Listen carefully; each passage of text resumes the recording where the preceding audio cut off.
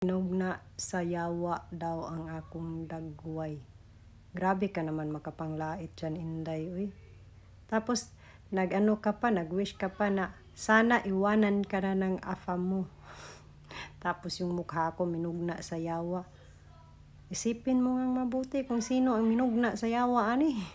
Nga ikaw din ha, nga diwa, magkahagwapa man si kaha kasi mong paminaw.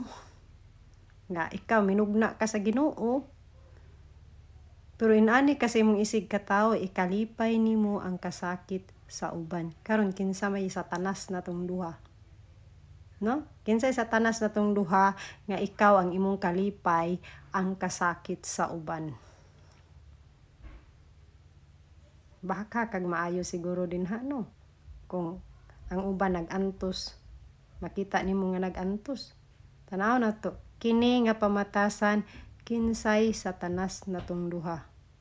Kami ingon man kag minugna ko sa satanas ni akong dagway. Kana imong batasan din ha. Ambot wa pug ko kakuan nimo usa kay dagway pud nimo malay nimo kana imong gigamit ha dili nimo na dagway. Pero kana imong gidagway imong gigamit nga dagway din ha kung ikaw man na. At tanaw pug kisa gamugna nimo. Sa mukha ni hinawayon kayo eh. Oh, kahani siya makalabira, gwapa siguro kay ni siya kalabirahan ni. Tangan unya nato ning dagway ani niya og gwapa ba siya og makalabira ni siya. Tilan yun mo Inday kalami nga lang yan nimo. Pero anyways, good luck sa imong kalipay no. Kanang imong kalipay din ha nga ikasakit nimo, ang kasakit sa imong isig kataw, good luck ana. Unta grasyahan ka anag maayo. O mag-apaw-apaw ang grasya nga moabot sa imuha.